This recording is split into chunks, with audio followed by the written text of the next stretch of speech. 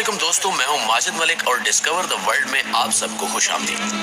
दोस्तों, हमारी रोजमर्रा जिंदगी में बेशुमार ऐसी चीजें शामिल हो चुकी हैं जिनके बगैर जीने का तस्वुर भी नहीं किया जा सकता।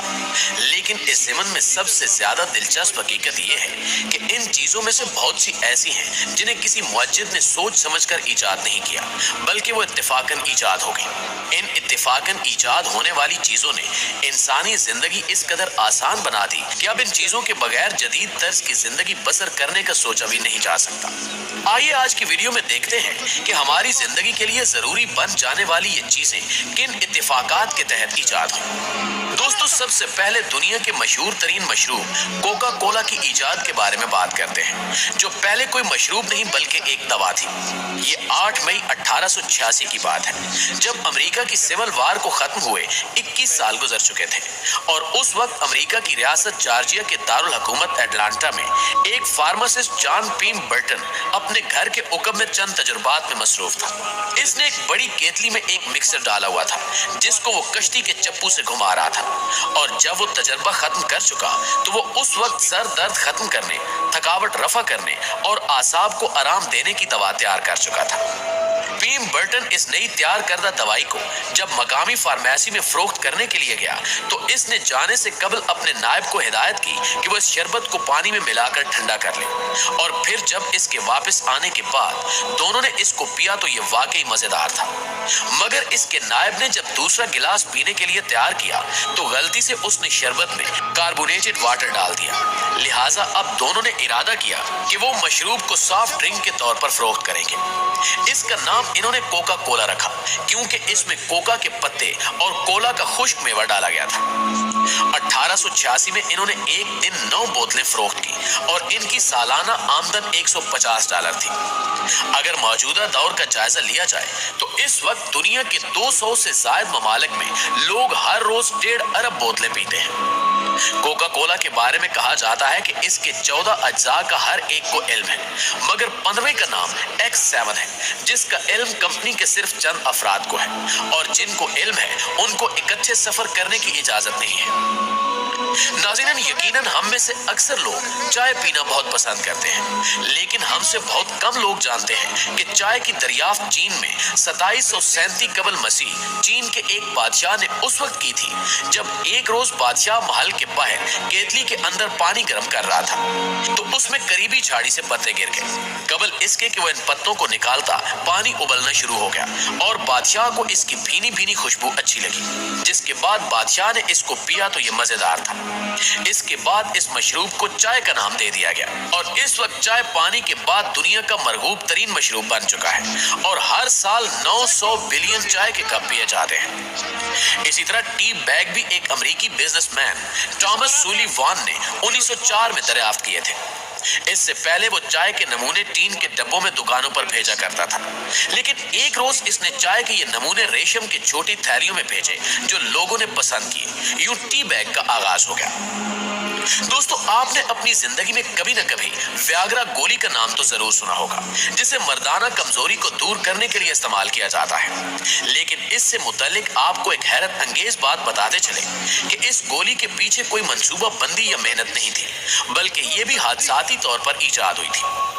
इसके बारे में कहा जाता है कि एक दफा कोई मशहूर कंपनी अंजाइना के मर्ज के लिए दवा बनाने पर तहकीक कर रही थी और काफी मेहनत के बाद इन्होंने एक दवा तैयार भी कर ली, मगर ये दवा अंजाइना के मरीजों के लिए तो ज्यादा तसल्ली बख्श साबित न हुई, अलबत्ता इससे मर्दाना कुव्वत में अच्छा खासा इजाफा होने लगा, जिसके बाद इस दवा को मर्दाना ताकत के लिए मखसूस कर दिया गया।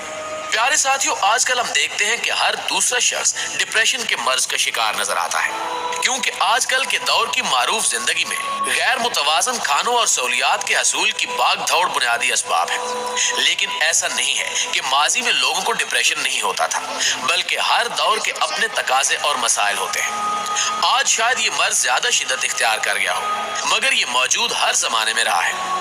اینٹی ڈپریشن ادویات پہلے 1957 میں سامنے آئی، لیکن دلچسپ بات یہ ہے کہ یہ ادویات اصل میں ٹی بی کے مرض کے سدباب اور علاج کے لیے بنائی گئی تھی، جو اس وقت ایک موذی اور ناقابل علاج مرض سمجھا جاتا تھا۔ اس کو بنانے والے فارماسسٹ نے یہ بات نوٹ کی کہ ان ادویات نے ٹی بی کے علاج میں تو خاطر خواہ فائدہ نہیں دکھایا، لیکن ان ادویات کو استعمال کرنے والے مریضوں کے مزاج پر ان کے بہت خوشگوار اثرات مرتب ہوئے ہیں۔ تب سے اب تک یہ ادویات ڈپریشن کو رفع کرنے کے لیے استعمال کروائی جاتی ہیں۔ خواتین و حضرات، دنیا کے 7 عجائبات میں سے اٹلی کے شہر پیسا میں واقع مینار دنیا بھر میں مشہور اور سیاحوں کی آماجگاہ ہے، کیونکہ یہ پہلا مینار ہے جو 17 فٹ تک جھکا ہوا ہے۔ اس کے اندر 296 سیڑھیاں ہیں اور یہ سفید سنگ مرمر سے بنا ہوا ہے، جبکہ اس کی تعمیر کی بات کریں تو اس شورۂ آفاق مینار کی تعمیر 1174 میں اطالوی آرکیٹیکٹ پیسانو نے شروع کی تھی، لیکن اس کے وہم و گمان میں بھی نہیں تھا کہ ایک روز یہ مینار سیاحت کا عالمی مرکز بن جائے گا، اور نہ ہی اس کو یہ معلوم تھا کہ اس کی ایک غلطی اس میں پوشیدہ رہے گی۔ مینار کی بلندی 185 فٹ طے پائی تھی، مگر جب تعمیر کا کام شروع ہوا اور 3 منزلیں مکمل ہو گئیں تو اس مینار نے ایک طرف جھکنا شروع کر دیا۔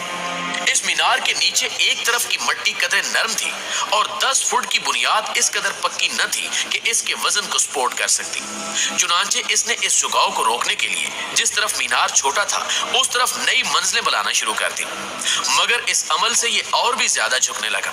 چنانچہ تعمیر کا کام اگلے 100 سال تک رکا رہا، جس کے بعد 1275 میں اس کی دوبارہ تعمیر کا کام شروع ہوا اور کش ثقل کے مرکز کو بدلنے کے لیے 2 منزلیں دوسری 2 منزلوں سے ہٹ کر تعمیر کی گئی۔ چنانچہ 14ویں صدی میں تعمیر کا کام مکمل ہو گیا، مگر یہ ہر سال 1/4 1 انچ جھکتا رہا اور اب یہ 5 ڈگری یا 17 فٹ جھکا ہوا ہے۔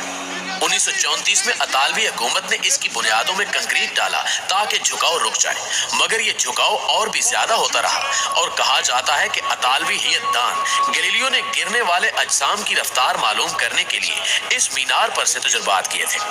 وقت گزرنے کے ساتھ اس کا جھکاؤ زیادہ ہو رہا تھا، اس لیے 1990 میں اس کو بند کر دیا گیا۔ چند سال قبل اس کے جھکاؤ کو روکنے کے لیے مرمت کا کام شروع ہوا، وہ 2018 میں مکمل ہوا اور اب یہ 1.5 انچ سیدھا ہو گیا ہے اور اس کی اونچائی 186 فٹ ہے۔ دوستو، اب آپ کو مائکرو ویو اوون کے بارے میں بتاتے ہیں، جس کی ایجاد کے پیچھے بھی ایک حادثہ ہی تھا۔ یہ 1945 کی بات ہے، جب انجینئر پنسی اسپنسر ایک کمپنی کے لیے ایک ایسا آلہ بنانے کی کوشش کر رہے تھے جو تابکار شعاؤں کو بہتر طور پر منعکس کر سکے۔ وہ ایک ریڈار سیٹ کو بجلی مہیا کرنے والی نئی ویکیوم ٹیوب پر کام کر رہے تھے، جسے میگنیٹرون کہتے ہیں، لیکن اس آلے پر کام کرنے کے دوران پرسی نے محسوس کیا کہ ان کی جیب میں موجود چاکلیٹ پگھل گئی ہے، جس سے وہ سمجھ گئے کہ ایسا مائکرو ویوز کی وجہ سے ہوا ہے۔ لہٰذا انہوں نے اس پر مزید تجربات کیے۔ پہلے مکئی کے دانوں پر تجربہ کیا اور جب مکئی کے دانے بھن گئے تو مزید غذاؤں پر تجربات شروع کیے گئے۔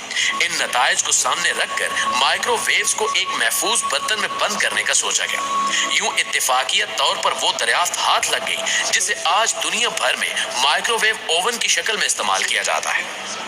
دوستو، اسی طرح ہمارے گھروں میں استعمال ہونے والی ماچس بھی ایک حادثے کا ہی نتیجہ تھی۔ یہ 1826 کا واقعہ ہے، جب جان واکر چند کیمیائی مادوں کو ایک برتن میں ایک تیلی کے ذریعے آپس میں ملا رہے تھے، تو انہوں نے دیکھا کہ تیلی کے سرے پر ایک سوکھا ہوا گولا سا بن گیا ہے، اور جب انہوں نے غیر ارادی طور پر تیلی کو رگڑ کر سوکھا ہوا مادہ اتارنے کی کوشش کی تو اس مادے میں ایک دم آگ جل اٹھی۔